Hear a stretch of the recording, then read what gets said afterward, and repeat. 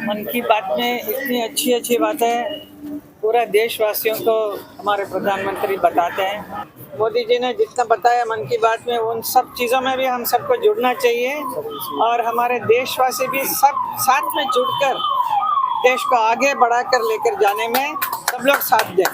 लोकसभा चुनाव में महज कुछ ही महीने बचे हैं। चुनाव जैसे जैसे नजदीक आ रहा है, वैसे वैसे चुनावी सरगर्मियां भी तेज होती जा रही हैं। सभी पार्टियां अब धीरे धीरे अपने प्रत्याशियों के नाम की घोषणा भी कर रही हैं। इसी कड़ी में चुनाव को लेकर सांसद हेमा मालिनी का भी एक बड़ा बयान आया है, जहां उन्होंने कहा कि तीसरी बार भी ब्रजवासियों का आशीर्वाद और पार्टी का आदेश हुआ तो फिर से चुनाव लड़ूंगी। बता दें कि अभिनेत्री और बीजेपी सांसद हेमा मालिनी इन दिनों 4 दिवसीय दौरे पर मथुरा में हैं, जहां कल वो सिविल लाइन क्षेत्र में मान की बात कार्यक्रम में शिरकत करने के लिए पहुंची। इस दौरान उन्होंने सरकार की लाभकारी योजनाओं की जानकारी लोगों को दी और साथ ही कार्यक्रम के दौरान दीवार पर कमल का फूल बनाया।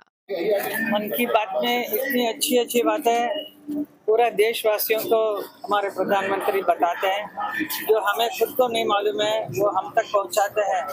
हमारे देश के इतने विभिन्न क्षेत्र में जाकर अलग अलग जगह पे कितना इम्प्रूवमेंट हो रहा है, कितना डेवलपमेंट हो रहा है, और वो भी बहुत सारी महिलाएं जिसमें जुड़ी हुई हैं, उन चीज़ों को बताया है। जैसे द्रोण दीदी, वो बड़ा इंटरेस्टिंग, इतनी अच्छी बात है कि कैसा खेती बाड़ी में महिलाएं कितना उसमें भागीदार बन सकते हैं, उसको तो आमदनी भी होती है, वो बात बताई है।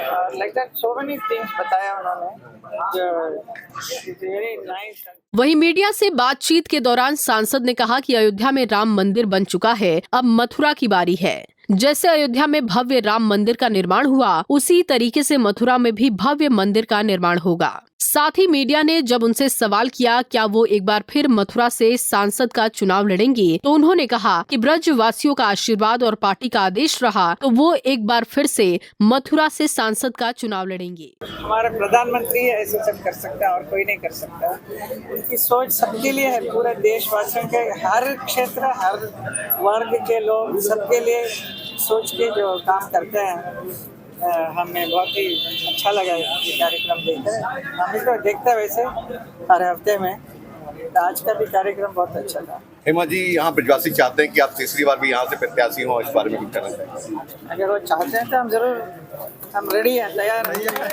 वहीं आगे सांसद हेमा मालिनी ने कहा कि अगर मैं एक बार फिर मथुरा से सांसद का चुनाव लड़ती हूँ तो मथुरा में एक एयरपोर्ट का निर्माण होगा, जिससे कि आने वाले श्रद्धालुओं को इसका पूरा लाभ मिल सके। साथ ही यमुना शुद्धिकरण हमारी प्राथमिकता में रहेगा और हमारे साथ सभी ब्रजवासी अब की बार जुड़ेंगे और जल्द ही यमुना शुद्ध होगी। मेरी बहुत इच्छा है कि एयरपोर्ट यहाँ पर कुछ हो जाए, छोटी हो भले, इतना बड़ा नहीं हो सकता है, एटलीस्ट स्मॉलर एयरपोर्ट चाहिए।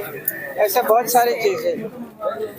हेमा जी, एक और चीज जानना चाहेंगे, जैसे कि यहाँ के रेलवे स्टेशन का काफी आपने जीर्णोद्धार कराया, यहाँ जब यात्री आते हैं खुश होते हैं उसको देख करके, लेकिन ऐसा और कोई आपका प्लान हो जैसे मथुरा में भी रह गया हो, जो ऐसा कोई जिससे कि यहाँ जो प्रवासी जो तीर्थ यात्री आते हैं उनको देख करके अच्छा लगे कि मथुरा में और डेवलपमेंट, साफ सफाई और भी हो सकता है, और यमुना का शुद्धिकरण बहुत जबरदस्त तरीके से इस बार हम करेंगे, उसमें पूरा हमारे मथुरा वासी उसमें जुड़ेंगे। ऐसे में अब देखना ये होगा कि क्या इस बार के लोकसभा चुनाव में बीजेपी मथुरा से एक बार फिर हेमा मालिनी को चुनावी मैदान में उतारती है या फिर पार्टी किसी अन्य प्रत्याशी को मौका देती है।